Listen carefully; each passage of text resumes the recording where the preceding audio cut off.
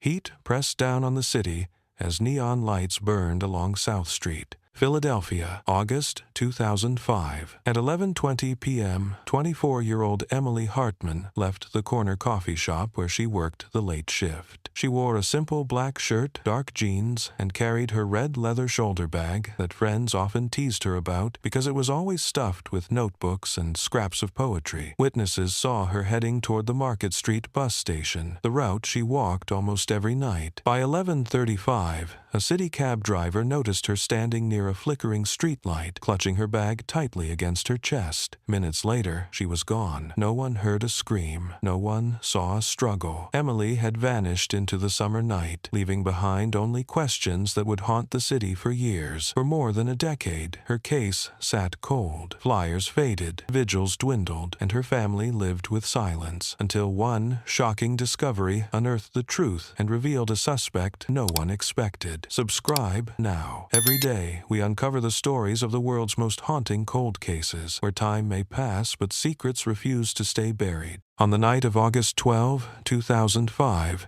Philadelphia pulsed with heavy heat. Street performers played along South Street. Neon signs buzzed above bars, and the sound of car horns and music mixed into a chaotic rhythm. In the middle of that scene, 24-year-old Emily Hartman was finishing her shift at the corner coffee shop where she had worked for nearly a year. Emily was known by her colleagues as dependable and soft-spoken. She kept her dark hair tied back, wore little makeup, and often carried a red leather shoulder bag that seemed too large for her small frame.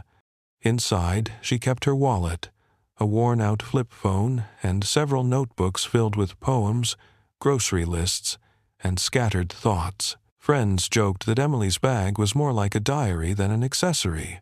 That night, she wore a plain black shirt, dark jeans, and sneakers. She wiped down the counters, stacked the last chairs, and told her coworkers she was heading home.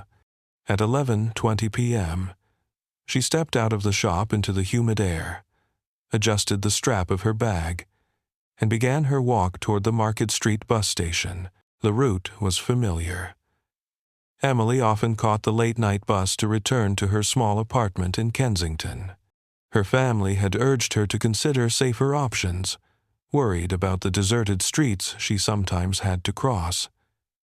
But Emily brushed off their concerns. She was cautious, she said, and the routine felt normal to her. Along her path, several details would later become vital. At 11:25, a man leaving a nearby bar told police he noticed a young woman walking quickly, clutching a red bag. She did not appear distressed, but she stood out because she was alone. At 11:35, a cab driver dropping off a passenger at a corner convenience store saw her again. She was standing near a flickering streetlight, bag pressed tightly against her chest, eyes scanning the empty street. The driver remembered her because the block was unusually quiet for a summer night. That was the last confirmed sighting of Emily Hartman alive. The bus that should have taken her home arrived shortly after, but none of the passengers recalled seeing a woman in black clothing with a red bag. The driver also confirmed she never boarded. Surveillance cameras that might have captured her approach were either broken or pointed away from the street. Only one blurry frame survived, showing a faint silhouette under the glow of the streetlight. The image lacked clarity, but the timing matched the cab driver's account. By morning, concern grew. Emily's roommate woke to find her bed empty. Her phone was still on the kitchen counter with a drained battery. Her notebooks, normally scattered across the table, were untouched. Emily had never failed to come home, never failed to call if she was delayed. The roommate tried contacting her family, and by noon the Philadelphia Police Department was notified. Detectives immediately sensed the case was serious. Emily did not have a history of disappearing. She had no outstanding conflicts, no signs of running away. The timeline was brutally short. From 11:20, when she left work, to 11:35, when she was last seen, only 15 minutes had passed. In that quarter of an hour, a young woman had vanished without a trace in the middle of a city with more than 1.5 million people. No screams were reported, no witnesses described a struggle. The silence of that night would become the most haunting clue of all. For investigators, those missing minutes marked the beginning of a mystery that would torment the city for years to come. By the afternoon of August 13, 2005, the disappearance of Emily Hartman had already unsettled her family. Her mother described her as careful and predictable, someone who always checked in if she was running late. Her roommate told police the same story. Emily was steady, cautious, and never the type to vanish overnight. When she failed to return home, alarm bells rang immediately. The Philadelphia Police Department assigned 3 detectives from the Special Victims Unit to lead the case. Their first task was to retrace Emily's final known movements. They began at the coffee shop on South Street, interviewing co-workers who confirmed she had clocked out around 11:20 p.m. Everyone agreed that she seemed tired but in good spirits. She had joked about her red bag being too heavy, then smiled and waved as she stepped into the humid air. Detectives then canvassed the surrounding streets.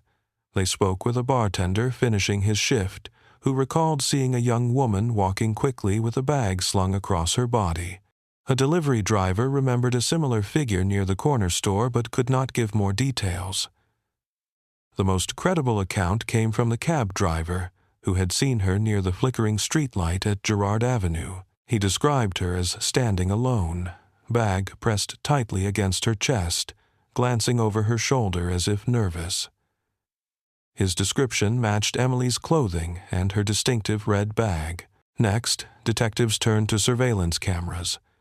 They pulled footage from SEPTA, the city's transit system, hoping to capture Emily boarding the bus.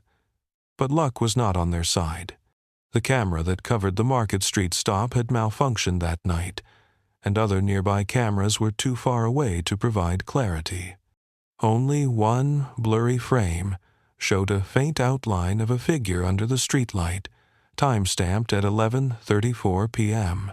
The image was consistent with the cab driver's testimony, but it was not enough to serve as proof. Investigators expanded their search to the area surrounding the bus stop. Officers combed alleys, parking lots, and abandoned buildings within a 2-block radius. On the pavement near the corner, a patrol officer spotted something small, a silver bracelet with a broken clasp. It was bagged and logged as evidence. Emily's mother later confirmed that she often wore a bracelet that matched the description, though she could not be certain this one belonged to her daughter. Despite the find, there was no sign of Emily herself. No clothing, no bag, no footprints. The silence of the neighborhood was striking. Residents told police they had not heard any screams or seen any struggle. It was as though she had simply melted into the night. By the 3rd day, detectives began considering foul play. Emily was not known to disappear voluntarily. Her bank cards showed no new activity. Her phone, left behind at the apartment, had been useless since the battery had died. Friends said she had no new romantic relationships and no major conflicts in her life. She worked her shifts, came home, wrote in her notebooks, and spoke to her family regularly. Nothing suggested she wanted to vanish. Flyers with her photograph began appearing on street corners and bus shelters. Missing. Emily Hartman, age 24. Last seen August 12. Volunteers stapled them to telephone poles while police urged anyone with information to call the hotline. A few tips trickled in, but none proved reliable. For detectives, the first 72 hours were crucial. Every hour that passed without leads reduced the chance of finding Emily alive.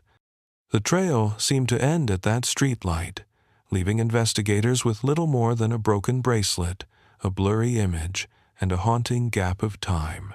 The city was beginning to sense that something terrible had happened, and the first search had only deepened the mystery. By the end of the first week, detectives knew the disappearance of Emily Hartman was no ordinary missing person case. She had no history of leaving suddenly, no financial activity after the 12th of August, and no signs that she had planned to start a new life somewhere else. Investigators were forced to confront the likelihood that she had been taken against her will. That meant someone out there knew what had happened, and the clock was ticking. The first step was to examine Emily's personal relationships. Detectives visited her family's home in Kensington, where her parents explained that Emily had broken up with her boyfriend a few months earlier. His name was Tyler Grant, a 27-year-old mechanic who worked in a garage across town. According to the family, the breakup had been civil, but there had been moments of tension when Tyler wanted to reconcile, and Emily made it clear she had moved on. Police brought Tyler in for questioning. He admitted to calling Emily twice in the week before her disappearance, but insisted he had not seen her that night. He claimed he had been working a late shift at the garage from 10 p.m. until 6 a.m. The detectives checked his alibi, and his co-workers confirmed that he had been present the entire night. Security footage from the garage backed up the account.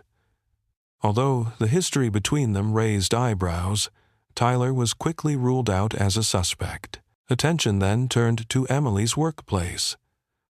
The South Street coffee shop employed a handful of men who worked late shifts with her.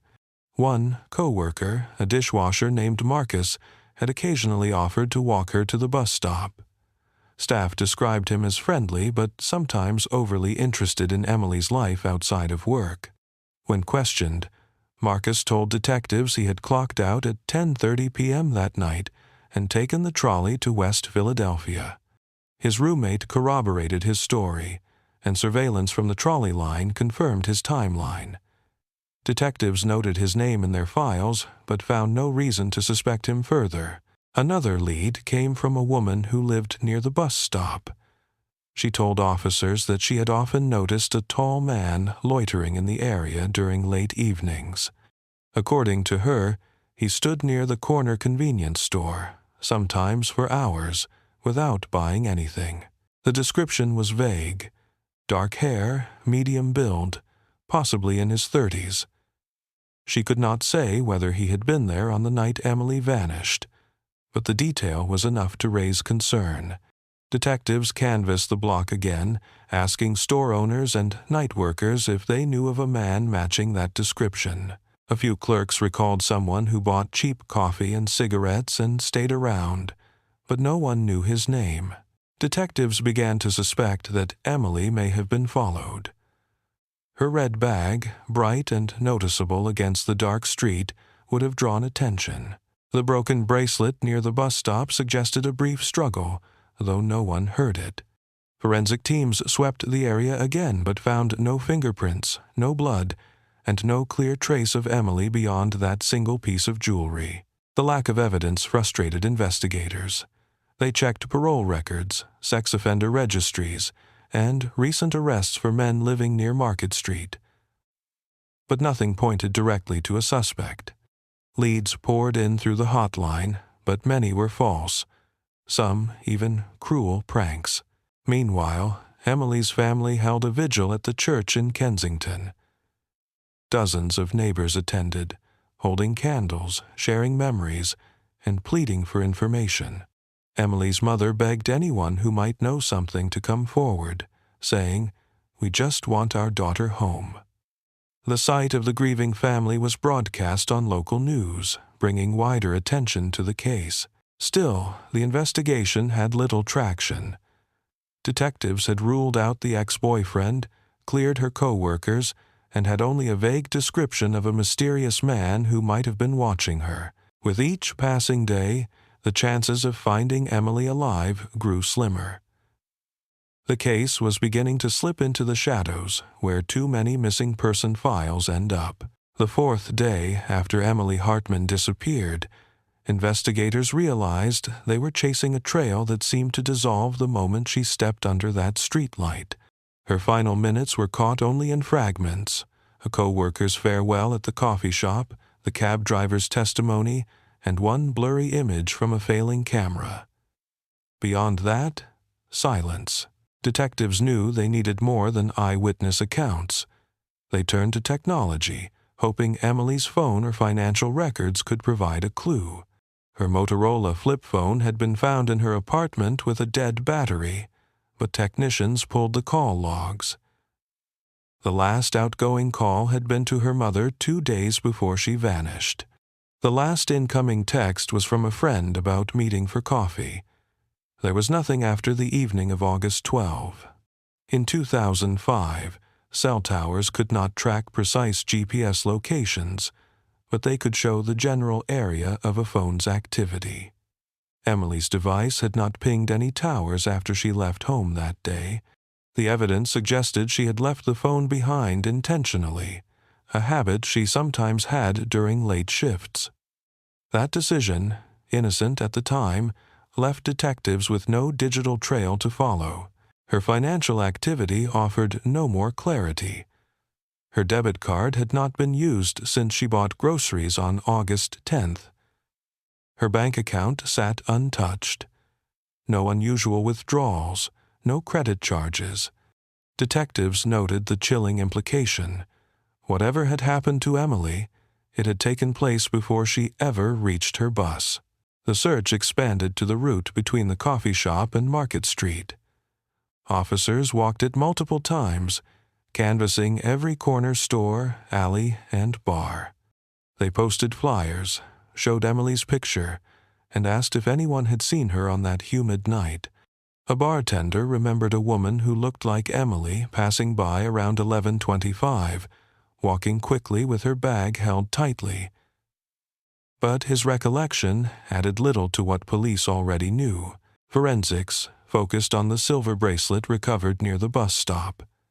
It was a simple chain with a broken clasp, tarnished but intact. Emily's mother believed it belonged to her daughter. Detectives sent it to the lab for fingerprint and DNA analysis. Weeks later, the results came back. No usable prints, no traces of blood, no foreign DNA. The one object that seemed promising turned into another dead end. Frustration grew inside the Philadelphia Police Department. Detectives called in K-9 units to sweep the area. The dogs picked up Emily's scent from a shirt retrieved from her apartment. They followed the trail from the coffee shop down toward Market Street, just as witnesses described. The dogs moved past the corner store and toward the alley behind the bus stop. Then, suddenly, they stopped. The scent ended abruptly near a gravel lot. The dogs circled, confused, then sat down. To investigators, it was a chilling sign. Emily may have been forced into a vehicle at that very spot, disappearing from the city without a trace. Detectives tested the theory. They drove the route from the gravel lot to several secluded locations nearby, including abandoned construction sites and wooded parks. Each drive took less than 20 minutes. It was enough time for someone to abduct Emily and conceal her before dawn. Back at headquarters, investigators mapped the timeline on a whiteboard. 11:20. Emily leaves work. 11:25. Bartender sees her passing. 11:35. Cab driver sees her under the streetlight. By 11:40, she is gone. 15 minutes. That was all it took for her to vanish in a city of more than 1.5 million people. The police report ended with a stark line. Subject likely abducted between South Street and Market Street bus stop. Evidence inconclusive. For Emily's family, those words were unbearable. They wanted answers, not possibilities. Yet all they had was a trail that led to an empty lot, a broken bracelet, and a void that refused to give up the truth. By the second week of the investigation, the case of Emily Hartman had already stalled. Leads that looked promising turned into dead ends. The broken bracelet yielded no evidence. Witnesses repeated the same story with no new details, and the bus stop camera, which should have provided answers, had failed at the exact moment she vanished. Detectives felt the frustration building. They needed a name, someone to question, someone who could explain how a young woman disappeared in 15 minutes. That name came from the people who saw Emily almost every night, her co-workers. Several of them mentioned a man who had become a regular at the coffee shop in the weeks before her disappearance. His name was David Mercer, a 32-year-old unemployed laborer who lived in a rooming house a few blocks away. Mercer often sat at the counter for hours, nursing a single cup of coffee and watching Emily while she worked. At first, staff thought he was harmless, just lonely. But over time, his attention grew uncomfortable. He asked Emily about her shifts, whether she lived alone, whether she had a boyfriend. She always answered politely, but one co-worker remembered Emily confiding that the man with the rough hands gave her chills. She never reported him, perhaps not wanting to cause trouble, but she began asking colleagues to walk her out when he stayed late.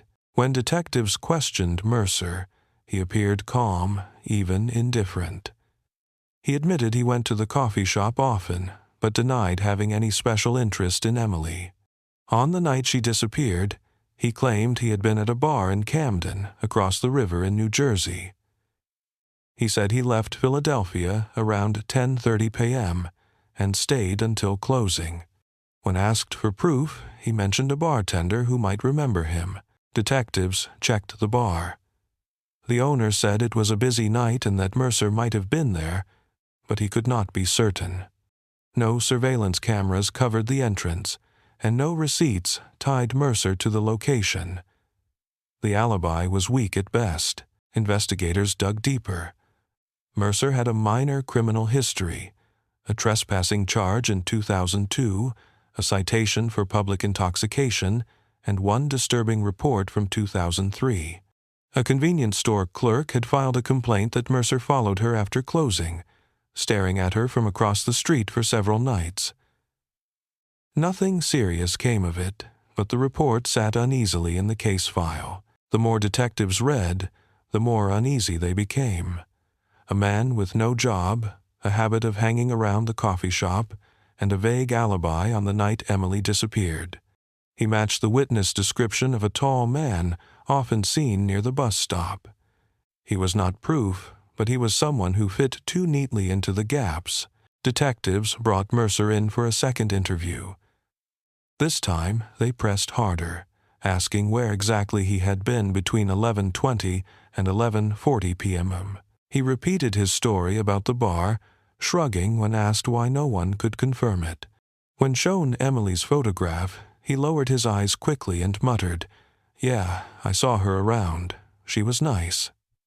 Investigators noted the shift in his tone, a hint of familiarity he had denied earlier. Despite their suspicions, the detectives had no physical evidence tying Mercer to the disappearance.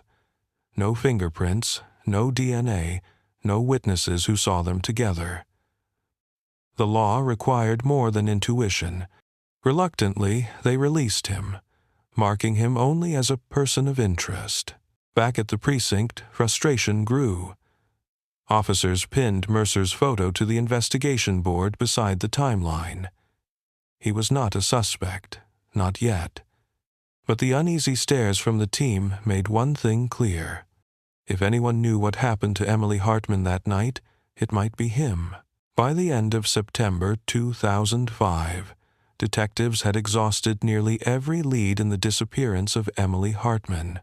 They had interviewed dozens of witnesses, checked alibis, searched alleyways and vacant lots, and sifted through surveillance footage frame by frame. Still, nothing brought them closer to finding her. David Mercer, the man who lingered in the coffee shop and gave Emily unease, remained a name on the board. Yet there was no evidence strong enough to charge him. His shaky alibi left doubts, but without DNA or witnesses linking him directly to Emily on the night of her disappearance, detectives could go no further. After 2 rounds of questioning, Mercer walked free. Weeks turned into months. The red leather bag Emily carried was never found. Her bracelet, broken near the bus stop, remained the only physical item tied to her last known moments, and even that offered no forensic answers. The blurry image from the streetlight camera sat in the case file, too grainy to prove identity. By December, the Hartman case slipped from headlines. The local news that had once opened with Emily's photograph now mentioned her name only in brief segments. New crimes demanded attention. New tragedies filled the pages. For the city, Emily's face became just one of many on the growing list of unsolved disappearances. But for her family, time only sharpened the pain. Emily's mother lit a candle every night in the window of their Kensington home, a small flame against the silence. Her father drove the route from the coffee shop to the bus stop again and again, hoping for something everyone else had missed.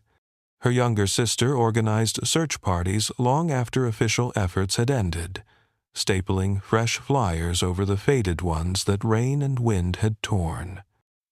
In August 2006, exactly 1 year after Emily vanished, the family held a vigil outside the Market Street bus station. Nearly 100 people gathered, holding candles and photographs. Neighbors who had never met Emily came to show support. They prayed, sang, and begged anyone with information to speak up. The vigil was covered by local television, bringing her name briefly back into the public eye. Yet, as years passed, the crowds at those vigils grew smaller. By the third anniversary, only a few dozen remained. By the fifth, the circle was down to family, close friends, and a handful of volunteers. Still, the Hartmans refused to let Emily's memory fade. "If we stop speaking her name," her mother told reporters, "then she is truly gone." Inside the police department, the case file grew dusty. In 2007, it was transferred to the cold case unit, joining dozens of other unsolved mysteries. Detectives who had once chased every rumor now admitted privately that without new evidence, the trail was dead. Notes scribbled in the margin of one report captured their frustration. No further leads. Case inactive, pending new information. The silence weighed heavily on the family. Each year, the hope of answers grew dimmer. Emily's sister described the pain as living with an open wound that never closes. Friends who once believed she might return alive began to accept the darker possibility. Emily had not just disappeared. She had likely been taken, harmed, and hidden beyond the city's reach. Still, the Hartmans held their vigil every August. A line of candles on the church steps, a circle of prayer, a photo of Emily smiling in her black shirt. For them, it was an act of defiance against forgetting. They believed that one day the truth would surface. They believed that somewhere in Philadelphia a secret still waited to be uncovered. What they could not know was that it would take more than a decade before the city heard Emily's name in the headlines again. And when it did, it would be because of a discovery that shocked everyone. It was a cold morning in November 2018 when a crew of city workers arrived at Fairmount Park in Philadelphia to repair a section of old drainage lines. The park stretched across thousands of acres, with wooded trails, creeks, and forgotten corners that few residents ever visited. The workers expected a routine job: dig, replace pipes, and move on. Instead, their shovels struck something that froze them in place. At first, it looked like broken branches tangled in the mud. But when the soil was cleared away, the shape of a skull emerged. Teeth were still intact, the bone pale against the dark earth. One worker dropped his tool and staggered back. Another immediately called the police. Within minutes, patrol officers sealed off the site with yellow tape. Detectives from the cold case unit arrived quickly. The discovery of human remains in such a secluded corner of the park sent a chill through everyone. Under the weak autumn light, investigators carefully sifted through the soil. What they uncovered told a grim story. Alongside the bones were fragments of clothing, dark denim, fabric seams still visible though frayed by time. A black shirt, buttons rusted but clinging to scraps of fabric, and near the rib cage a silver bracelet with a broken clasp. Detectives recognized it instantly. 13 years earlier, an officer had logged a similar bracelet found near the Market Street bus stop, believed to belong to a missing woman. The clasp matched.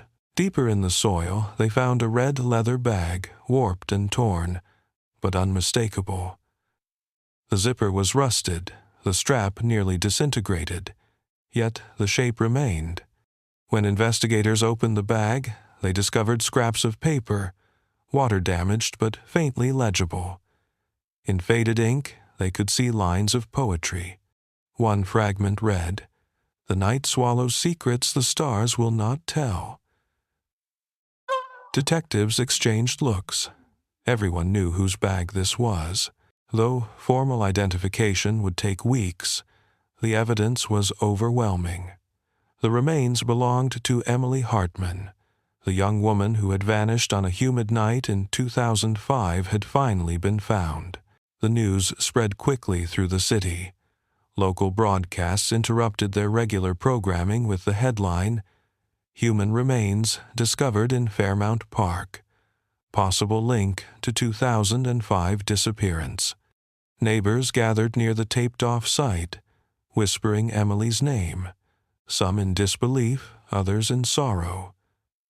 For many in Philadelphia, the case had become a forgotten shadow. Now it was a wound ripped open again. When officers knocked on the Hartman family's door that evening, her mother collapsed at the kitchen table.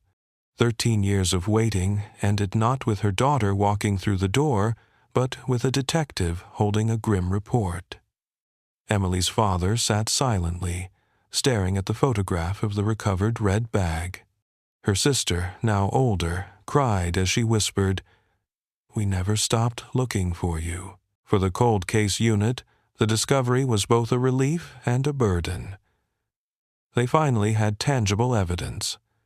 They had bones, belongings, and a crime scene. But it also meant they were now staring at a homicide investigation. Emily had not walked away. She had been taken, killed, and buried in the city's soil for more than a decade. Forensic teams worked late into the night, documenting every fragment, photographing every item. The remains were transported to the medical examiner's office, where anthropologists and DNA specialists would begin the process of identification. The red bag and bracelet were sealed in evidence boxes.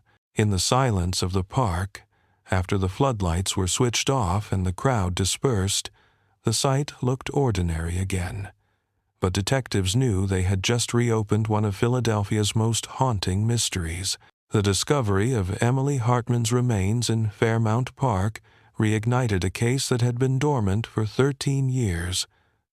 For the Philadelphia Cold Case Unit, this was no longer the file gathering dust in the archives.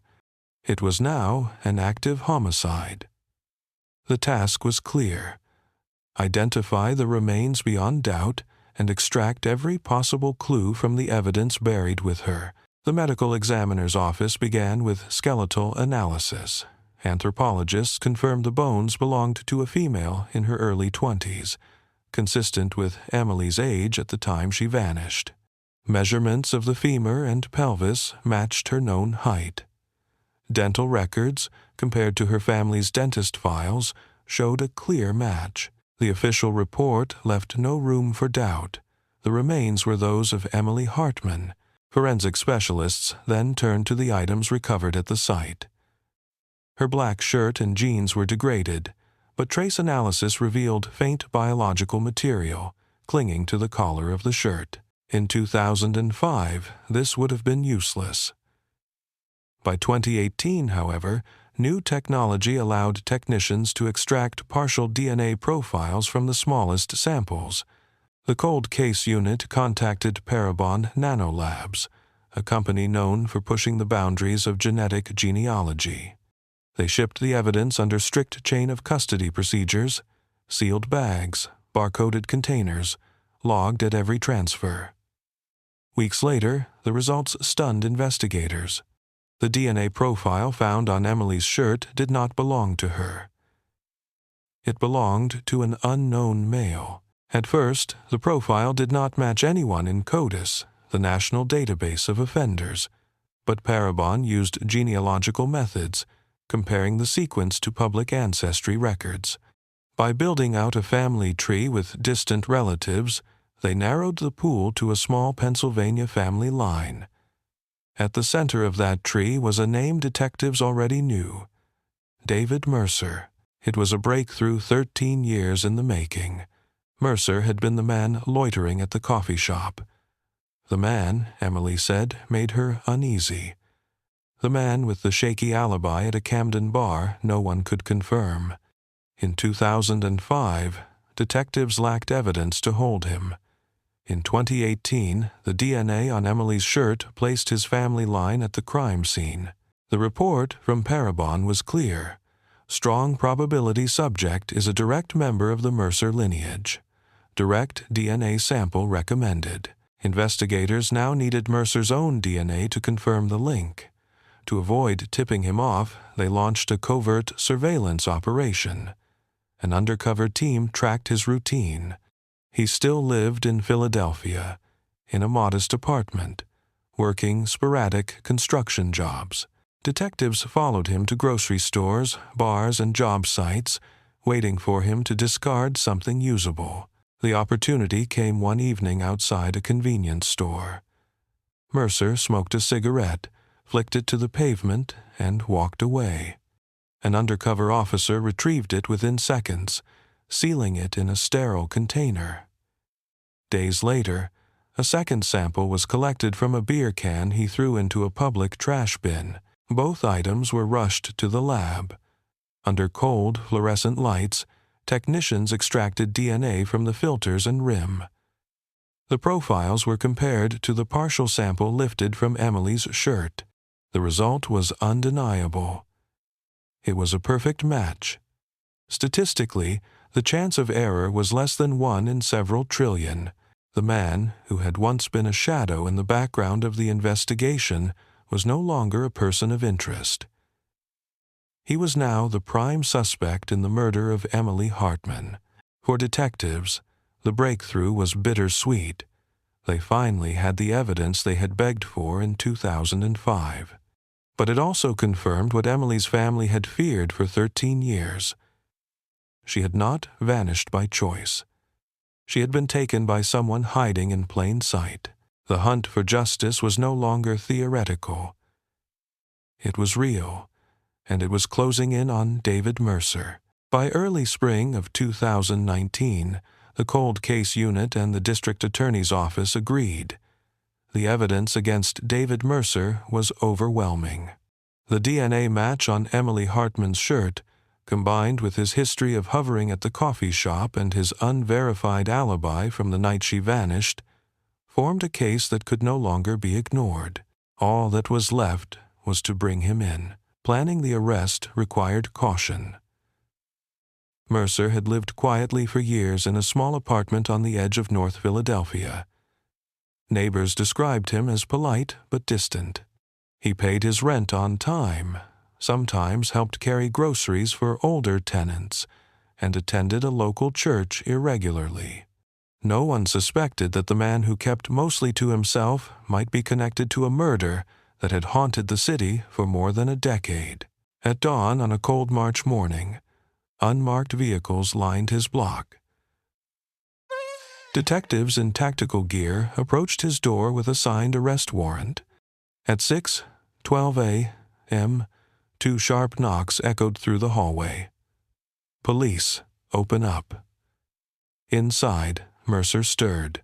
When he opened the door, still in a faded sweatshirt, he froze at the sight of officers surrounding him. He tried to speak, but the words never formed. Seconds later, he was in handcuffs, escorted down the narrow staircase as stunned neighbors peeked from their doors.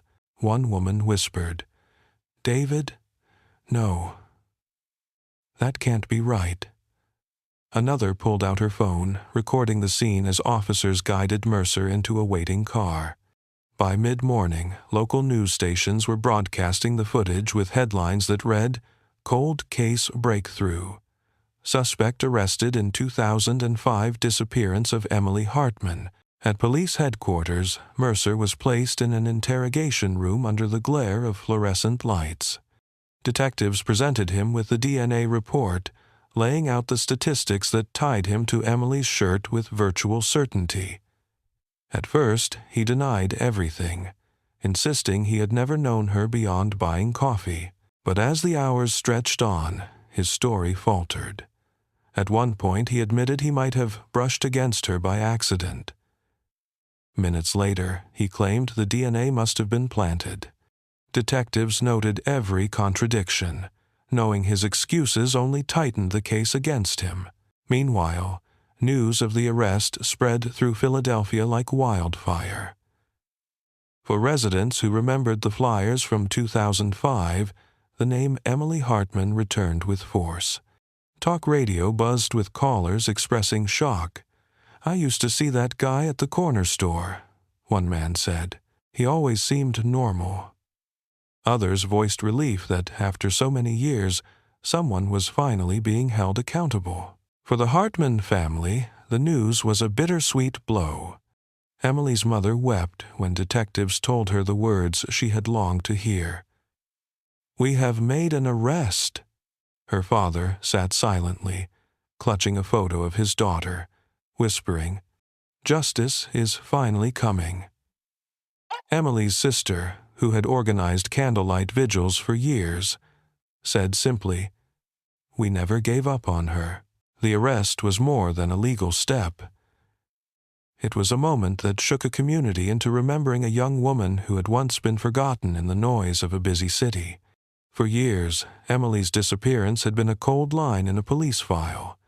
Now, with Mercer in custody, it was alive again, demanding resolution. As the cameras rolled outside police headquarters that evening, reporters shouted questions while flashing lights illuminated Mercer's pale face through the window of a patrol car. He said nothing. For the first time in 14 years, the city of Philadelphia believed that the truth about Emily Hartman might finally be within reach. On a gray morning in September 2021, the doors of the Philadelphia County Courthouse opened to one of the most anticipated trials in recent memory. Inside, jurors, reporters, and members of the public filled the wooden benches, all waiting for the case that had haunted the city for more than 15 years. At the center of it all was David Mercer, now 38 years old, accused of the abduction and murder of 24-year-old Emily Hartman. Mercer entered the courtroom in an orange jumpsuit, thinner than before, his hair cropped short. He avoided eye contact with the Hartman family, who sat in the front row clutching framed photos of Emily. Her mother held a tissue in one hand and her daughter's silver bracelet in the other. The atmosphere was heavy with expectation. The prosecution began their opening statement with a timeline.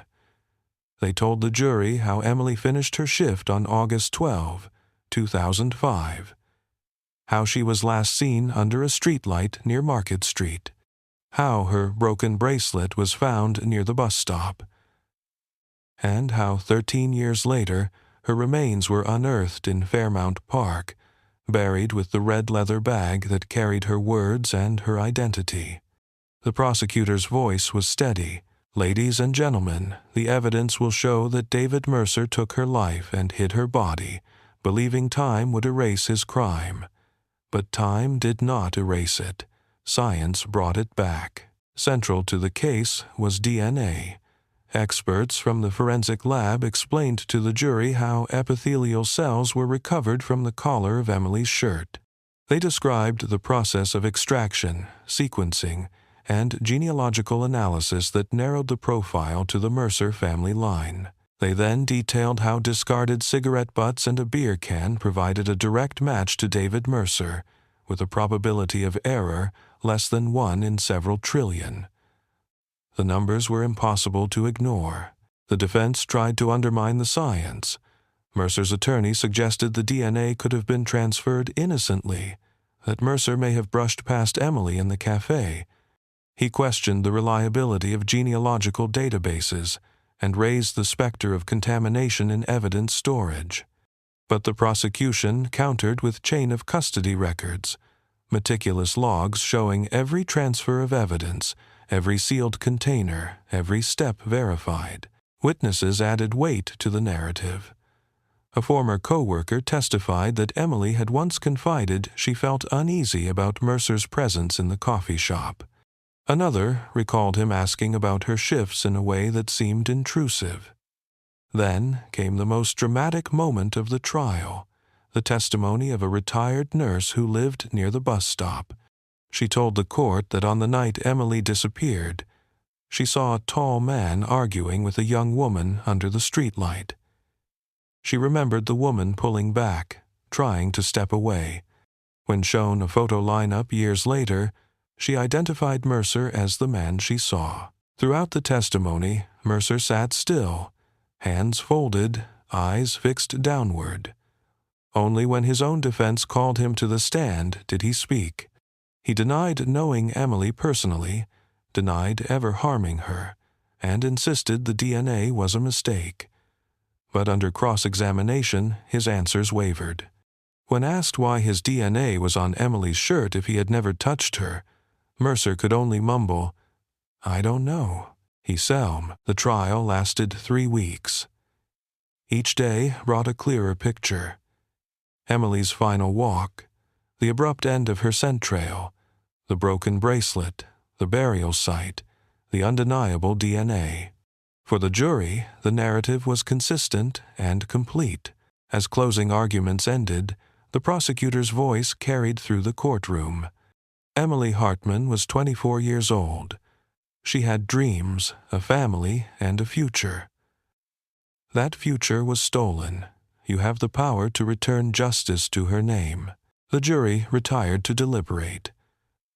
The Hartman family sat in silence, clutching each other's hands, waiting for the verdict that would either close a wound or deepen it forever. On the morning of October 22, 2021, the Philadelphia County Courthouse was packed. Reporters filled the hallway. Family members clutched photographs of Emily Hartman, waiting for the words that would decide if justice had finally arrived. After 3 weeks of testimony, the jury had deliberated for 2 days. Now, they were ready. The judge entered the courtroom. Everyone rose. David Mercer, flanked by deputies, sat rigid at the defense table. He wore a dark suit borrowed from the county jail's storage, but the handcuffs still clinked faintly as he shifted in his chair. Across from him sat the Hartman family. Emily's mother held her daughter's red leather bag, recovered from Fairmount Park, as if it were a piece of her still present. The jury foreperson stood. The courtroom was silent. We, the jury, find the defendant, David Mercer, guilty of murder in the first degree. Gasps filled the room. Emily's sister covered her mouth and wept. Her father wrapped an arm around her mother, who closed her eyes and whispered, "We did it, Emily." Mercer showed no reaction. His eyes stayed fixed on the floor, his face pale, as if he had already known the verdict before it was read aloud. The judge's gavel struck. Mercer was sentenced to life in prison without the possibility of parole. The decision was final. The case that had haunted Philadelphia for 16 years had reached its conclusion. Outside the courthouse, crowds had gathered. Some held signs with Emily's name, others lit candles in her memory. Local news stations broadcast live as the Hartman family spoke for the first time after the verdict. Through tears, Emily's mother thanked the detectives, prosecutors, and volunteers who never gave up. "We lived in silence for 13 years, she said. "Today, our voices were heard. Today, my daughter has justice." Reporters pressed for details. How had Mercer evaded suspicion for so long? How could a man who appeared so ordinary, a man who neighbors described as quiet and polite, commit such a crime? One detective gave the blunt answer, "Predators hide in plain sight. That is why this case took so long." But science caught up to him. The community reaction was immediate. Radio talk shows lit up with callers, some recalling seeing Emily's missing posters years earlier, others admitting they had nearly forgotten the case. "It's a reminder," one caller said, "that families waiting for answers deserve more than silence. They deserve persistence." At Fairmount Park, where Emily's remains had been discovered, a memorial grew. Flowers, photos, and handwritten notes lined the fence. One card read, "You are finally free, Emily. Rest now." Another said, "For every family still waiting for answers, this gives us hope." Inside the cold case unit, detectives quietly celebrated. They did not cheer or toast. Instead, they sat together, exhausted but relieved, knowing their work had finally delivered justice. For years, the Hartman file had sat at the back of a shelf. Now it would be closed, not as an unsolved mystery, but as a case that proved persistence and technology could overcome even the longest silence. For the Hartman family, life would never be the same. But at the next vigil, held outside the Market Street bus station where Emily was last seen, the atmosphere shifted. Instead of despair, candles glowed with a sense of peace. Neighbors sang softly, holding hands, remembering Emily not only as the woman who vanished, but as the woman whose truth was finally uncovered. Philadelphia would not forget the lesson. Secrets may hide for years, but justice, though delayed, can still arrive. Emily Hartman's story ended in tragedy, but her name became a symbol of persistence, of hope, and of the unyielding power of truth. Emily Hartman's case shows how silence can last for years, but truth still finds its way back. Her family never gave up, and science finally delivered the justice she deserved. Every day, families wait for answers just like this. Their stories matter, and they should never be forgotten. Subscribe now so you never miss the cases that prove justice delayed is not always justice denied.